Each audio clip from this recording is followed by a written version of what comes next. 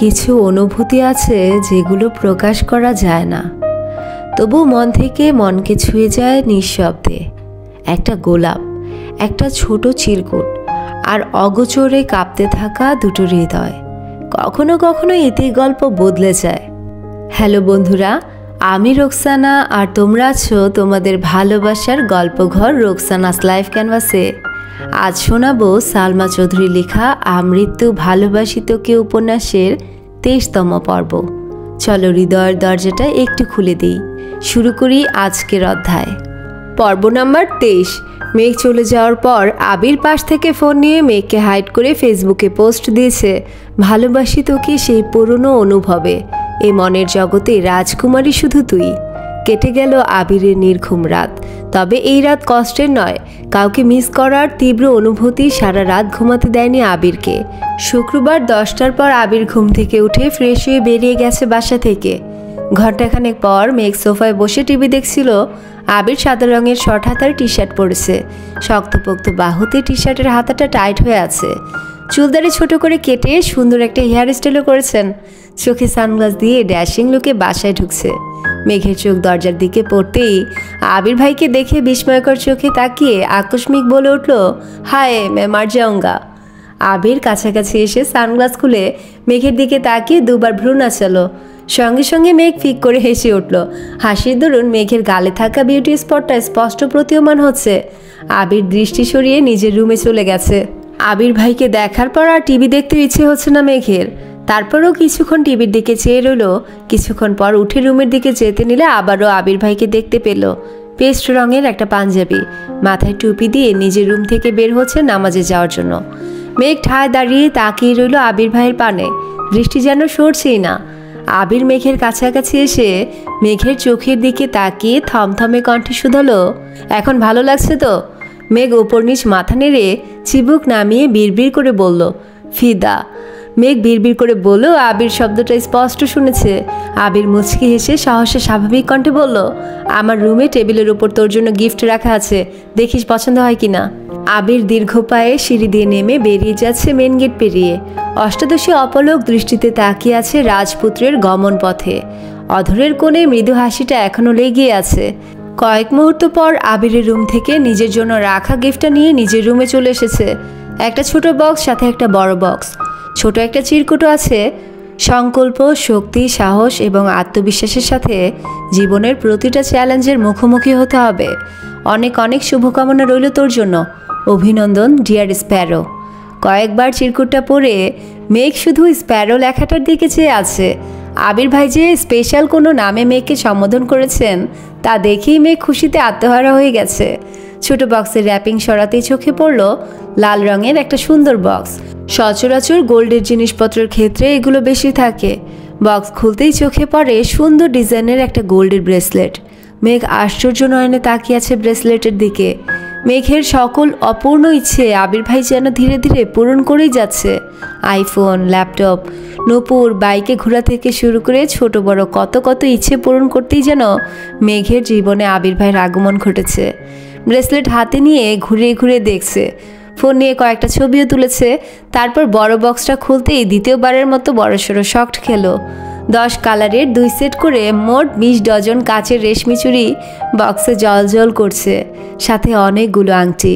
মেঘ চুড়ির দিকে চেয়ে মনে মনে ভাবছে, যেই মানুষটা আমার সাথে ঠিকমতো কথা বলেন না, উঠতে বসতে এত রাগ দেখান, থাপ্পড় মারেন, উনি এসব কিছু আমার জন্য এনেছেন। যাকে এতদিন অনুভূতিহীন ভেবে এসেছি, উনি আসলে এতটাও অনুভূতিহীন নয়। মেঘ সব কালারের চুড়ি পরে পরে ছবি তুলছে। গতকাল তানভীর একটা ব্র্যান্ডের ঘড়ি দিয়েছিল, সেটা পরেও ছবি তুলেছে। সবগুলো হাতের ছবি একসাথে করে ফেসবুকে পোস্ট করেছে। পোস্ট করার সঙ্গে সঙ্গে বন্যাকে কল করেছে। বন্যাও গোল্ডেন জিপিএ 5 পেয়েছে। গতকাল দুজনেই ব্যস্ত থাকার কারণে কথা বলতে পারেনি। বন্যা ফোন রিসিভ করেই বলল, এত গিফট তোরে কে দিল রে? মেঘ সশব্দে হেসে বলল, আমার স্বপ্নের নায়ক। বন্যা কপাল কুঁচকে বলল, আবার ফালতু ব্যাটারি নিয়ে স্বপ্ন দেখছিস? মেঘ ঠোঁট কামড়ে বলল, আমি কি করব, আমার এত ভাল লাগে কেন না রে? বন্যা স্বাভাবিক কণ্ঠে বলল, সেসব বাদ দে, চল বিকেলে দেখা করি। পাখি আর মায়াও বলেছে বের হবে। অনেকদিন দেখা হয় না ওদের সাথে।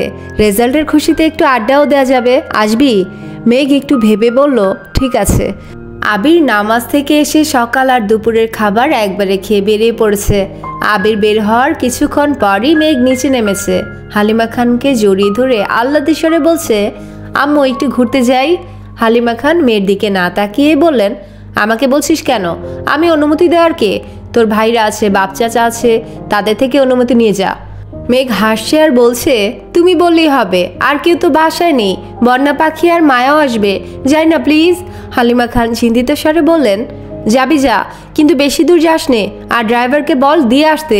মেঘ ঠান্ডা কণ্ঠে বলল, গাড়ি নিয়ে বান্ধবীদের সাথে ঘুরতে যেতে আমার ভালো লাগে না, আমি রিক্সা দিয়ে চলে যাব। হালিমা খান কপাল কুঁচকে বলে উঠলেন, তুই তো তোর ভাইদের মতোই হয়েছিস, গাড়িতে চলাচল করতে তোদের এত কি সমস্যা বুঝি না। মেঘ সশব্দে হেসে নিজের রুমের দিকে ছুটে গেল। কিছুক্ষণের মধ্যে রেডি হয়ে নিচে নামলো। মায়ের থেকে বিদায় নিয়ে রিক্সা করে চলে গেল গন্তব্যস্থলে।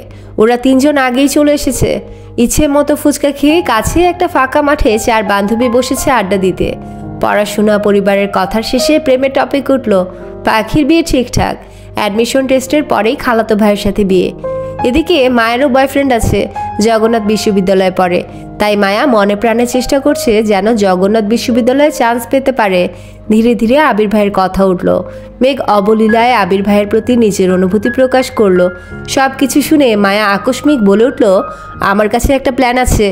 বাকি তিনজনই একসঙ্গে বলে উঠল, কি প্ল্যান? মায়া বলল, আমাদের মধ্যে কারো ফোন থেকে তোর আবির ভাইয়ের নাম্বারে কল দে, একটু ঢং করে কথা বলবি, দেখবি ওনার মনে কি আছে। যদি উনি কাউকে পছন্দ করেন তাহলে সেটা প্রকাশ পাবে, সাথে ওনার ক্যারেক্টারের সম্পর্কে ধারণা হয়ে যাবে। মেঘ প্রথম দিকে রাজি না হলেও ওদের চাপে রাজি হলো। মায়ের নাম্বার থেকেই কল দিল আবির ভাইয়ের নাম্বারে। আবির ভাই চট্টগ্রাম থাকাকালীনই নাম্বারটা সেভ করেছিল মেঘ, কিন্তু কোনোদিন কল দেওয়ার সাহস হয়নি। আজ মায়ের ফোনে আবির ভাইয়ের নাম্বারটা লেখার সময় মেঘের হাত কাঁপছিল। ডায়াল করলো আবির ভাইয়ের নাম্বারে। ভয়ে মেঘের হাত পা ঠান্ডা হয়ে আসছে। প্রথমবার রিসিভ হলো না। মায়া আর পাখি মেঘকে সাহস দিল। বন্যা নীরব দর্শক, সে চায় মেঘ ভালো থাকুক, সেটা আবির ভাইয়ের সাথেই হোক বা অন্য কারোর সাথে, যে মেঘকে ভালো রাখবে। দ্বিতীয়বার কল দিয়েছে, কয়েকবার রিং হওয়ার পর রিসিভ হলো। লাউড স্পিকার দিয়ে মেঘ রোমান্টিক মুডে ডাক দিল, জান। আবির কপাল কুঁচকে প্রশ্ন করলো, কে? মেঘ ঢোক গিলে আহ্লাদি কণ্ঠে বলল, আমি তোমার বউ। আবির মুচকি হেসে উত্তর দিল, হ্যাঁ জান বলো। মেঘ দাঁতে দাঁত চেপে বৃহৎ চোখে চাইলো বান্ধবীদের দিকে। রাকিব ডেকে উঠল, কিরে আবির, কার সাথে কথা বলিস? আবির উত্তেজিত কণ্ঠে বলল, আমার বউ কল দিছে, ডিস্টার্ব করিস না। মেঘ সহ বাকি তিনজনে হাঁ করে চেয়ে আছে। মায়া কল মিউট করে মেঘকে কানে কানে কি বলেছে আনমিউট করে মেঘ স্বাভাবিক কণ্ঠে বলল, আই মিস ইউ জান। আবির নিঃশব্দে হেসে উত্তর দিল, আই মিস ইউ টু জান। কোথায় আছো বলো, আমি এখনই আসছি। আবিরের মুখে এমন কথা শুনে মেঘ তাজ্জব বনে গেল। নিঃশ্বাস যেন গলায় আটকে যাচ্ছে, শরীর ঘামতে শুরু করেছে। নিজের কানকে বিশ্বাস করতে পারছে না। প্রেমিকা সুলভ মনে এক মুহূর্তেই আধার নেমেছে। চেনা নেই, জানা নেই, আননোন নাম্বারের কোনো মেয়ের সাথে আবির ভাই এভাবে কথা বলবেন, সেটা মেঘ ভাবতেই পারছে না। মেঘ এক হাতে মাথা চেপে ধরেছে। আবির পুনরায় প্রশ্ন করলো, কি হলো, কথা বের হচ্ছে না গলা দিয়ে? মায়া আর পাখির ঠেলায় মেঘ ধীর কণ্ঠে শুধু বলল, কিছু না। আবির এবার স্বভাবসুলভ গম্ভীর কণ্ঠে প্রশ্ন করলো, কোথায় বসে বাদরামি করা হচ্ছে শুনি? আবির ভাইয়ের প্রশ্নে মেঘ আরও বেশি আশ্চর্যান্বিত হলো। কয়েক মুহূর্ত নীরব থেকে কাঁপা কাঁপা কণ্ঠে বলল, মানে? আবির কণ্ঠ দ্বিগুণ ভারী করে জবাব দিল, বাসা থেকে একা বের হয়েছিস, একবার জানানোর প্রয়োজন মনে করলি না? এত বড় হয়ে গেছিস? মেঘের চোখ কোটর ছেড়ে বেরিয়ে আসার অবস্থা হলো। শুধু দীর্ঘশ্বাস ফেলছে। এভাবে আবির ভাইয়ের কাছে ধরা পড়ে যাবে এটা ভাবতেও পারেনি। লাউড স্পিকার অফ করে ফোন কানে ধরেছে। মেঘকে নিশ্চুপ থাকতে দেখে আবির নিরেট কণ্ঠে বলল, যেখানে নিঃশ্বাসের শব্দে আমি তোর অস্তিত্ব উপলব্ধি করতে পারি, সেখানে তোর কণ্ঠ আমি চিনব না? ভাবলি কিভাবে? মেঘ পাথরের ন্যায় বসে আছে। আবির ভাই কি বলছে তার কিছুই মাথায় ঢুকছে না। সে যে ধরা পড়ে গেছে এটা ভেবে লজ্জায় মরে যেতে ইচ্ছে করছে। আবির ভাই কি না কি ভাববে, থাপ্পড় না দিয়ে বসেন আবার। থাপ্পড়ের কথা মনে পড়তেই সঙ্গে সঙ্গে গালে হাত দিল মেঘ। আবির পুনরায় প্রশ্ন করলো, কোথায় আছিস? মেঘ তখনও গালে হাত দিয়ে নিস্তব্ধ হয়ে বসে আছে। আবির রাগান্বিত স্বরে বলে উঠল, কি হলো বল? মেঘের গলা কাঁপছে। কোনো রকমে জায়গার নামটা শুধু বলল। আবির স্বাভাবিক কণ্ঠে জানালো, আমি কিছুক্ষণের মধ্যে আসছি, বলে কলটা কেটে দিল। আবির ভাই কল কাটতেই অষ্টাদশী আকাশের পানে চেয়ে বড় করে দীর্ঘশ্বাস সেরে বলল, আল্লাহ বাঁচাও আমায়, আর জীবনে এমন কাণ্ড করব না, এবারের মতো বাঁচিয়ে নাও। বন্যা চিন্তিত স্বরে শুধালো, কি হয়েছে, বকা দিছে? পাখি আর মায়াও অবুঝের মতো চেয়ে আছে। মেঘ এপাশ ওপাশ মাথা নেড়ে জানালো, কিছুক্ষণের মধ্যে আসবে, দোয়া কর যাতে মাইর না খাই। এই কথা শুনে পাখি, মায়া আর বন্যাও তটস্থ হয়ে গেছে। সবাই চিন্তায় পড়ে গেছে। ফাজলামো করতে গিয়ে এভাবে সিরিয়াস হয়ে যাবে ভাবতে পারেনি। কিছুক্ষণের মধ্যে একটা বাইক এসে থামলো রাস্তার পাশে। সেই নামাজের সময় পরা পাঞ্জাবিটা দেখেই মেঘ চিনতে পারলো। মেঘ সেদিকে চেয়ে দাঁতে দাঁত চেপে ভয়ে ভয়ে বলল, আবির ভাই। বাকি তিনজনের নজর পড়লো সেদিকে। আবির বাইক থেকে নেমে বাইকের সাথে হেলান দিয়ে দাঁড়িয়ে হেলমেট খুলছে। বন্যা আবির ভাইকে আগে দেখলেও পাখি আর মায়া আগে দেখেনি। মায়া উত্তেজিত কণ্ঠে বলল, উনি কি আবির ভাই? বন্যা জবাব দিল, হ্যাঁ। মায়া পুনরায় বলল, আল্লাহ কি হ্যান্ডসাম, মাশাল্লাহ, এত কিউ জানলে আমিই কথা বলতাম, পটি আমার করে নিতাম। মেঘ রাগান্বিত স্বরে বলে উঠল, আমার আবির ভাইয়ের দিকে কেউ নজর দিবি না বলে দিলাম। কথাটা বলেই মায়ের ফোন নিয়ে সেখান থেকে আবির ভাইয়ের নাম্বারটা ডিলিট করে ফোন রেখে নিজের পার্স নিয়ে রাগে ফুঁসতে ফুঁসতে উঠে চলে গেছে। মেঘের এমন কাণ্ডে পাখি আর মায়া দুজনে হাসে, কিন্তু বন্যায় স্তব্ধ হয়ে চেয়ে আছে মেঘের দিকে। আবির ভাইয়া কিভাবে রিয়েক্ট করবেন সেটা দেখতে ব্যস্ত বন্যা। মেঘ আবিরের কাছাকাছি আসতেই আবির তীক্ষ্ণ দৃষ্টিতে মেঘের দিকে চাইল। ক্রোধিত মুখশ্রী দেখে আবির কপাল গোটালো। মেঘের সরু নাকের ডগা ফুলে উঠেছে, ঘামে চিকচিক করছে মুখ, সাথে লাল হয়ে আছে দুগাল। মেঘ কাছে আসতেই আবির ঠান্ডা কণ্ঠে শুধালো, রাগ উঠেছে কেন? আরও আড্ডা দিলে যা, আমি ওয়েট করছি, সমস্যা নেই।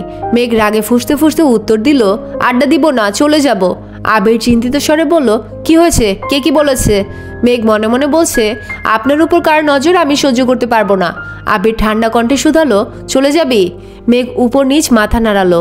আবির নিজের হেলমেটটা মেঘকে নিজের হাতে পরিয়ে দিচ্ছে। মেঘ ভ্রুকুচকে আবির ভাইয়ের দিকে চেয়ে প্রশ্ন করলো, এটা তো আপনার হেলমেট, আমায় দিচ্ছেন যে? আবির ভারী কণ্ঠে উত্তর দিল, রাকিবের হেলমেট আনছি, আমি ওটা পরবো। এই দৃশ্য তিন বান্ধবী অবাক চোখে দেখছে। বন্যা এবার স্বস্তির নিঃশ্বাস নিচ্ছে। আবির ভাইয়া রিয়েক্ট করেনি সেই অনেক। পাখি হাসি মুখে বলছে, মেঘ ওনাকে পেলে সত্যি অনেক হ্যাপি থাকবে, দোয়া করি মেঘ যেন ওনাকে পেয়ে যায়।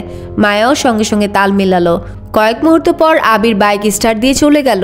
ওরা তিনজনও যে যার বাড়ির উদ্দেশ্যে রওনা দিল। আবির মেঘকে একটা ভালো মানের হেলমেটের আউটলেটে নিয়ে গেছে। মেঘকে লেডিস হেলমেট পছন্দ করতে বলে আবির সাইডে বসে আছে। মেঘ ঘুরে ঘুরে দেখছে। অনেক ঘুরে তিনটা হেলমেট নিয়ে হাজির হলো আবিরের সামনে। ছোট করে প্রশ্ন করলো, কোনটা নেব? আবির তিনটা হেলমেট পাশে রেখে ভারী কণ্ঠে বলল, আমার জন্য পছন্দ করে নিয়ে আয়। মেঘ আহাম্মকের মতো চেয়ে আছে, নড়ছেও না জায়গা থেকে। আবির কপাল কুঁচকে তাকালো, গম্ভীর কণ্ঠে বলল, কি বললাম আমি? মেঘ চুপচাপ চলে গেল। অনেক খুঁজে দুটো নিয়ে আসছে। আবির সবগুলো হেলমেট ভালোভাবে দেখে প্যাকিং করে দিতে বলল।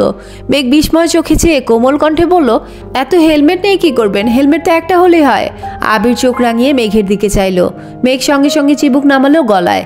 মনে পড়ে গেল হিজাব কেনার ঘটনা। মনে মনে বলছে, কি মানুষ রে বাবা, আমি কনফিউজড হয়ে ওনার কাছে আনছি, আর উনি পছন্দ না করেই সবগুলোই নিয়ে নিলেন।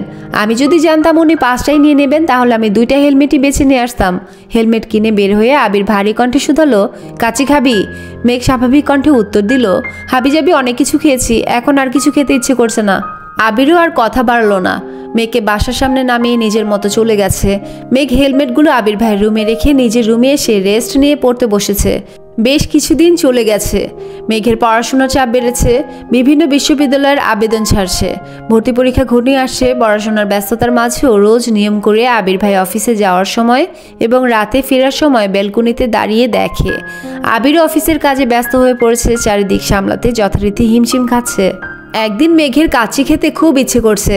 তানভীর ভাইয়া নির্বাচনের কাজে ব্যস্ত, তাই ফোন দিতে সাহস হচ্ছে না।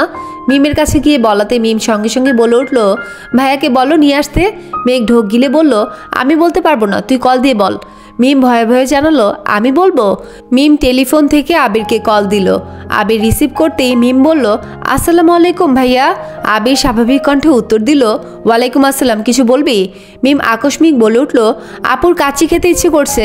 মেঘ রাগে মিমের দিকে তাকিয়ে দাঁতে দাঁত চেপে কিরমির করে বলছে, তুই আমার কথা বললি কেন? আবির কণ্ঠ ভারী করে প্রশ্ন করলো, মেঘ কোথায়? মিম মৃদু হেসে বলল, এখানেই আছে। আবির রাগান্বিত কণ্ঠে বলল, ওর কি ফোন নেই নাকি ও কথা বলতে পারে না? তোকে দিয়ে বলাতে হয় কেন? ধমক শুনে মেঘ সঙ্গে সঙ্গে চোখ বন্ধ করে দুহাত কানে চেপে ধরল, যাতে আবির ভাইয়ের বাকি কথাগুলো শুনতে না পারে। আবির গম্ভীর কণ্ঠে পুনরায় বলে উঠল, ওর কাছে ফোন দে। মিম ভীতস্বরে বলল, আপু চোখ কান বন্ধ করে বসে আছে। আবির দীর্ঘশ্বাস ছেড়ে রাগ হজম করে বলল, ওর কান থেকে হাত ছুড়িয়ে ফোনটা ওরে দে। মিম যথারীতি তাই করলো। মেঘ ভয়ে ভয়ে ফোন কানের কাছে নিল। কিছু বলার আগে আবির ঠান্ডা কণ্ঠে জিজ্ঞেস করলো, কাচিকে এখনই আনতে হবে নাকি ঘন্টাখানেক পর নিয়ে আসলে হবে? মেঘ বিস্ময় চোখে তাকালো মিমের দিকে। ভেবেছিল না জানি কত বকা খাবে, কিন্তু ঘটল পুরো উল্টো। মেঘ স্বাভাবিক কণ্ঠে উত্তর দিল, পরে আনলেও হবে। ঘন্টা দুয়েক পর মেঘ রুমে বসে ইয়ারফোন দিয়ে গান শুনছিল। এর মধ্যে আবির বাসায় এসেছে। গানের সাউন্ডে বাইকের শব্দ শুনেনি মেঘ। আবির মিমকে 2 প্যাকেট দিয়ে বাকি একটা কাচের প্যাকেট নিয়ে মেঘের রুমে গেল। হঠাৎ আবির ভাইকে দেখে মেঘ ভূত দেখার মতো চমকে উঠে কান থেকে ইয়ারফোন খুলে ফেললো। আবির কাচের প্যাকেট মেঘকে দিয়ে শক্ত কণ্ঠে বলল, তোর ফোনটা দে। এই ছিল আজকের আমৃত্যু ভালোবাসি তোকে উপন্যাসের 23তম পর্ব। মাঝে মাঝে ভালোবাসা খুব কাছেই থাকে, তবুও দুজন মানুষই তাকে চিনতে ভয় পায়। হয়তো সময়ই একদিন সব সত্যি প্রকাশ করবে। ভিডিওটি ভালো লাগলে লাইক, কমেন্ট, শেয়ার আর সাবস্ক্রাইব করতে ভুলো না। আজ বিদায় নিচ্ছি, কাল আবার প্রাণের গল্প নিয়ে ফিরবো।